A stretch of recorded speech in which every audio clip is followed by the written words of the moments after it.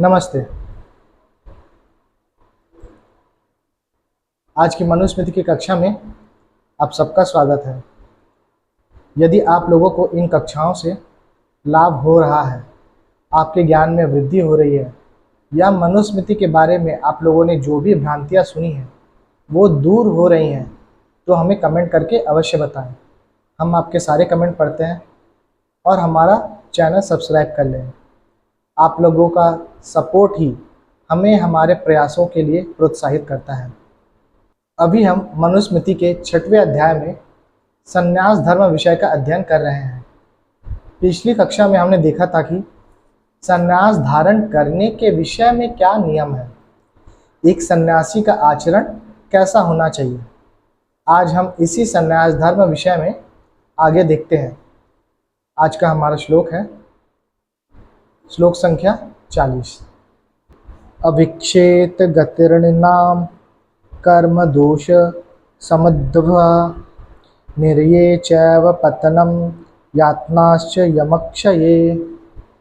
इस श्लोक में मनु महाराज कह रहे हैं कि सन्यासी को कर्मों के दोष से होने वाली मनुष्यों की कष्ट युक्त बुरी गतियों को और कष्ट रूपी नरक में जीवन बिताने को तथा प्राण क्षय में मृत्यु के समय होने वाली पीड़ाओं को गंभीरता से विचारें। ठीक है, क्या बोल रहे हैं यहाँ पे? एक सन्यासी जो है वो गलत कर्म करने से, कर्मों के दोष यानी गलत कर्म करने से जो दुख भोगना पड़ सकता है, कष्ट युक्त बुरी गतियाँ, जो भी बुरा उसके साथ भविष्य में हो सकता है या आने वाले जीवन में हो सकता है, इसी को यहाँ पे क्या बोले? कष्ट रूपी नरक में, या फिर मरते समय उसे जो भी पीड़ाएं होती है ना, इन सभी को गंभीरता से विचार करें, है ना, और इस जन्म मरण के दुख से रहित मुक्ति के लिए प्रयत्न करें। ठीक है, तो अपने कर्मों को ऐसे रखें कि जीवन और मरण के से परे जो मोक्ष है उसके लिए वो प्रयत्न करें। अर्थात एक सन्यासी मनुष्यों की दुर्गति और पतन को ध्यान में रखे जो कि बुरे कर्मों के फलस्वरूप होती है। दुष्ट कर्मों के कारण जो यातनाएं और नरकीय जीवन भोगना पड़ सकता है ना, जो अधर्माचरण अगर कोई करता है तो उसके कारण उसे जो आने वाले जीवन में या इसी जीवन में बुरा समय भोगना पड़ सकता है, उस पर गंभीरता से चिंतन करें और इन सब पर विचार करके जन्म मरण और दुख से मुक्त होने का वो प्रयास करें। अब आज के समय में लोगों में क्या है कि अपने बुरे जो कर्म है इसके परिणामों का कोई भय ही नहीं रहा, वो भय ही समाप्त हो गया। क्यों? क्योंकि न्याय व्यवस्था में तो अपराध सिद्ध होने में तो वर्षों बीत जाते हैं। अब इतने समय में जो या तो पीड़ित है वो मर जाता है अपने स्वाभाविक मृत्यु, या फिर अपराधी ही मर चुका होता है। और सबसे हास्यास्पद ये है कि जैसे एक बहुत बड़ा जघन्य अपराध हुआ था दिल्ली में, आप लोगों को याद होगा, है ना, तो उसका केस कहाँ पर चला था? तथाकथित फास्ट ट्रैक कोर्ट में। और उस फास्ट ट्रैक कोर्ट में चलने के बाद भी उसका निर्णय कब आया? 8 साल बाद। ठीक है, फास्ट ट्रैक कोर्ट है और उसमें भी 8 साल लग गया। ठीक है, इससे अच्छा तो मैगी वाला झूठ है। 2 मिनट बोलते हैं बेचारे, कम से कम 12 या 20 मिनट में तो बन ही जाता है मैगी, है ना। यहाँ पे फास्ट ट्रैक कोर्ट में चल रहा है, उसके बाद भी आपको निर्णय देने में कोर्ट को कितना समय लग रहा है? 8 साल लग रहा है फास्ट ट्रैक कोर्ट में। ठीक है, और उस अपराध में सम्मिलित जो एक नाबालिग अपराधी था उसको जेल से निकलने से पहले ही, है ना, उसकी सजा पूर्ण होने से पहले ही आर्थिक और पुनर्वास संबंधी सहायता दी गई। किसके द्वारा? अरविंद केजरीवाल की जो गवर्नमेंट थी उस समय तत्कालिक। ठीक है, आपको समझ में आ गया हो कौन सा केस है।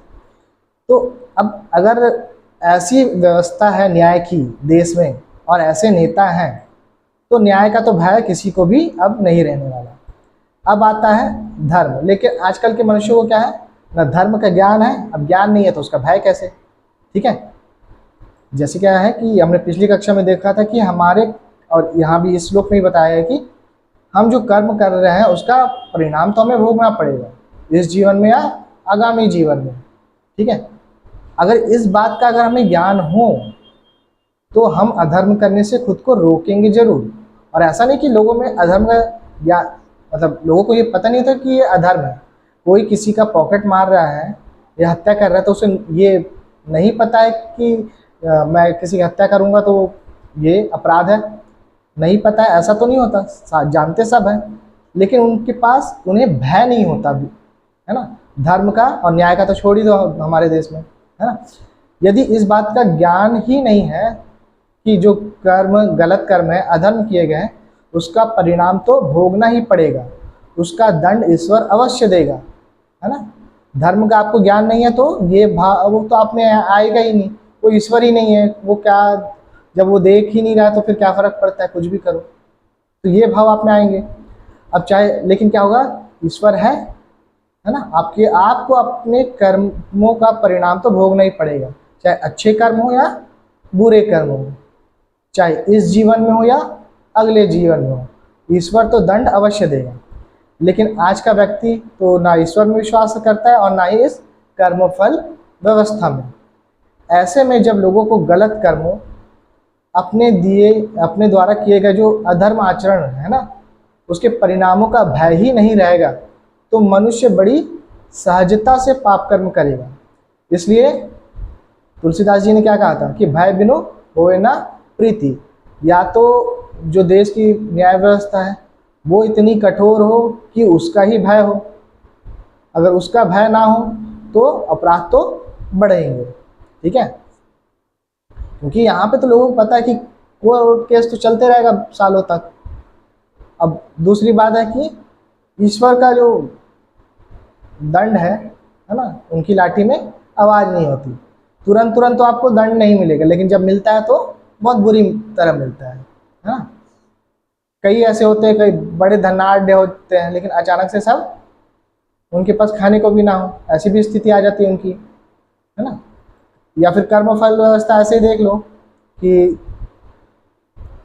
जैसे कुत्ते हैं, है ना, अब अपने पिछले जन्म में मान लो वो मनुष्य रहे होंगे, ठीक है, दो अलग अलग कुत्ते हैं, मान लो पिछले जन्म में दोनों मनुष्य थे, एक ने बहुत ज़्यादा ही बुरा कर्म किया, एक ने बुरे कर्मों के साथ कुछ अच्छा कर्म किया, लेकिन कर्म दोनों कुत्ते जैसे रहे होंगे तो दोनों कुत्ते जन्म में हैं। लेकिन एक क्या है, सोफे में बैठ के हग रहा है और एक नाली से ढूंढ के खा रहा है। तो कर्म का फल तो आपको भोगना ही पड़ेगा, चाहे इस जीवन में या आने वाले जीवन में। अब हमारा अगला श्लोक देखते हैं, श्लोक संख्या 41 और 42। विप्रयोगम प्रियश्चैव संयोगम च तथा प्रिय जर्या चाभिभवनम व्याधिभिश्चोप पीडनम देहादुत्क्रमणम चास्मात् न गर्वहे चा संभवम योनिकोटि सहस्रेषु त्रिश्चास्यंतरमनः। अब इस श्लोक में मनु महाराज कह रहे हैं कि प्रियजनों से वियोग हो जाना तथा शत्रुओं से संपर्क होना और उससे फिर कष्ट प्राप्ति होना और बुढ़ापे से आक्रांत होना तथा रोगों से पीड़ित होना और फिर इस शरीर से जीव का निकल जाना, गर्भ में पुनः जन्म लेना और इस प्रकार जीव का सहस्त्रों प्रकार की अर्थात अनेक विध योनियों में आवागमन होना, एक सन्यासी इनको विचारे। ठीक है, अब एक सन्यासी को इन चीज़ों पे विचार करना चाहिए कि किसी के प्रति आकर्षण या किसी से मन का दुखी हो जाना, है ना, जैसे किसी शत्रु से भेंट हो गई है ना, और क्या मरते समय जो पीड़ा होती है, मरने के बाद फिर से जन्म लेने में, वहाँ पे भी एक, क्योंकि जो गर्भ के अंदर है वो आपके लिए कोई स्वर्ग तो है नहीं, है ना, मांस रक्त से तो आप घिरे हुए वहाँ पे, तो वो भी कोई अच्छी जगह है नहीं। ठीक है, लेकिन तो गर्भ के समय पुनः जन्म लेना और इस प्रकार के जीव के, और वो अलग अलग तरह के जीवों योनियों में उसे पैदा होना, तो इन सब को क्या है, एक सन्यासी विचारे और इनके कष्टों को देखकर, तो इस पूरे प्रोसेस में जो भी कष्ट होता है इसको देखकर मुक्ति के लिए प्रयत्न करें।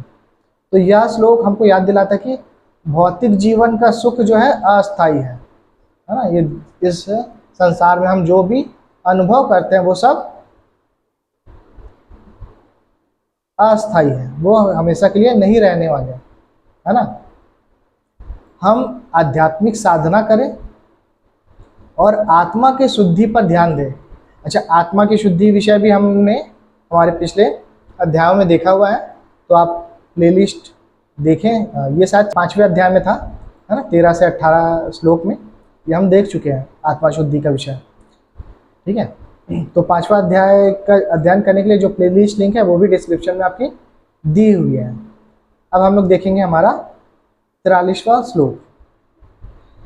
अधर्म प्रभवं चैव दुःख योगं शरीराणां धर्मार्थ प्रभवं चैव सुख संयोगमक्षयम्।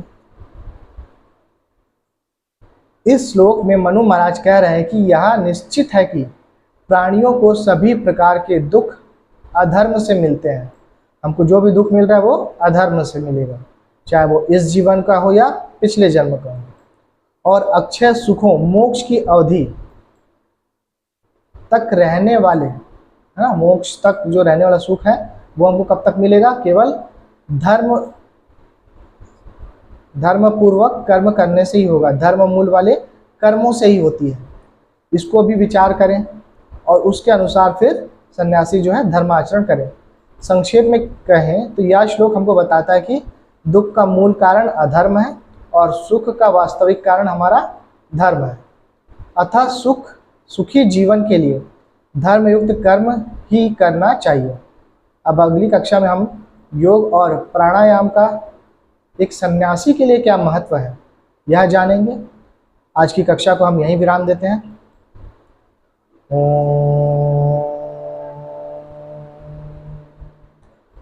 आज की कक्षा आप लोगों को ज्ञानवर्धक लगी अथवा आपके कोई प्रश्न या सुझाव हो तो हमें कमेंट करके अवश्य बताएं। वीडियो अच्छा लगे तो लाइक और शेयर करें। यदि आप हमारा वीडियो पहली बार देख रहे हैं तो चैनल को सब्सक्राइब करना ना भूलें।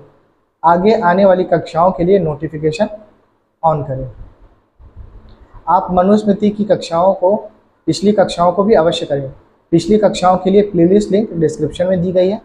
आज की कक्षा को इतने ध्यान से सुनने के लिए आप सभी का आभार।